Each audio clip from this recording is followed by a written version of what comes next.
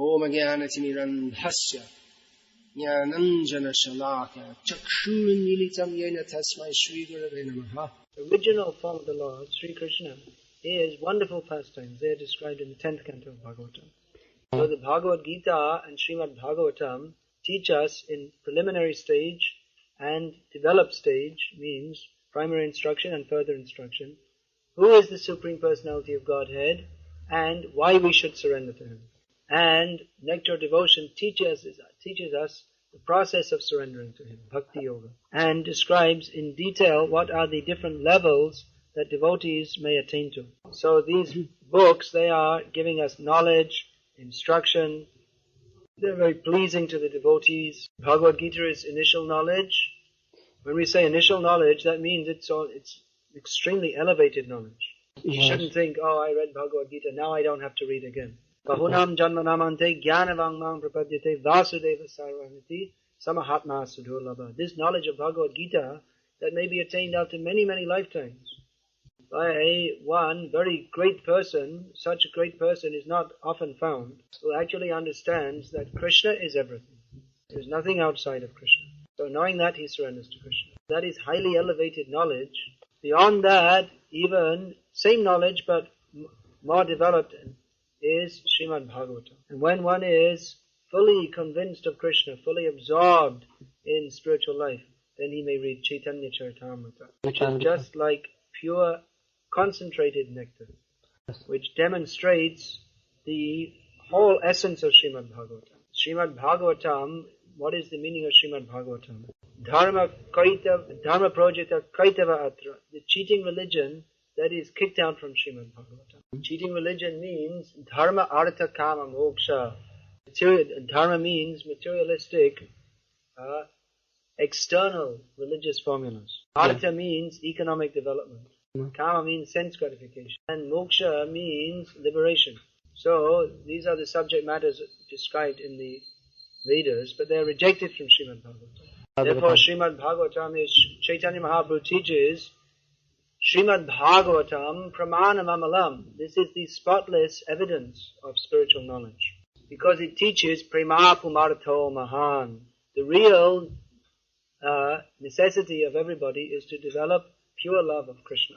Chaitanya Mahaprabhu came to teach how to follow Srimad Bhagavatam, how to become absorbed in the ecstasy of love of Krishna. Therefore these books, Bhagavad Gita as it is, Srimad Bhagavatam, Nectar of Devotion, and Sri Chaitanya Charitamrita, these books are sufficient for fully knowing Krishna and preaching Krishna consciousness all over the world.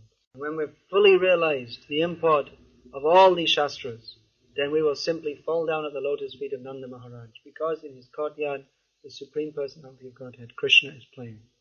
Any other question? Keep it close to me. I thought you were going to give me some challenge. And you went like this. This is Madhvacharya sign. Dvaitvad. Dvaitvad.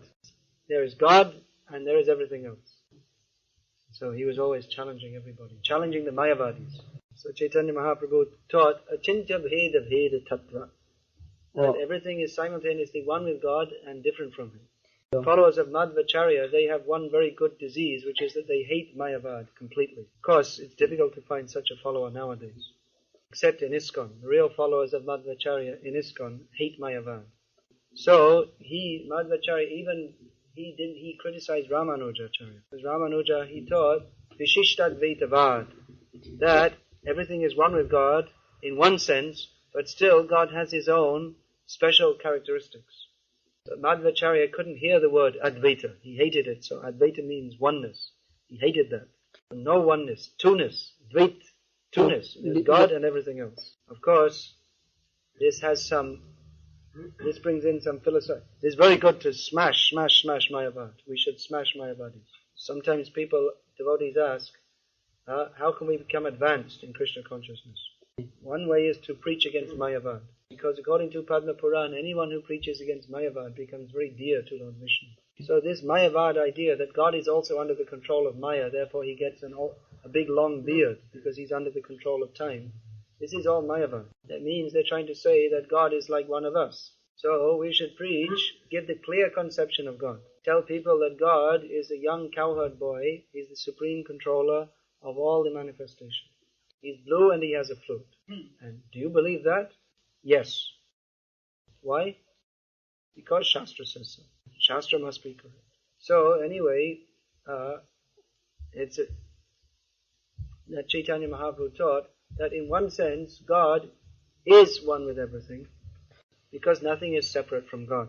And if we say that God is not impersonal, then he's incomplete. God is complete, therefore he must be both personal and impersonal. But if you say that his impersonal manifestation is more important than his personal manifestation, then you are a Mayavadi. The personal form of Krishna is much more important than his impersonal manifestation. But still, we don't deny his impersonal manifestation. That would be to deny part of Krishna's completeness. But we stand strongly against those who deny Krishna's personality. So Madhvacharya was doing that. 2. Krishna is above. He is above this material manifestation. Any other questions?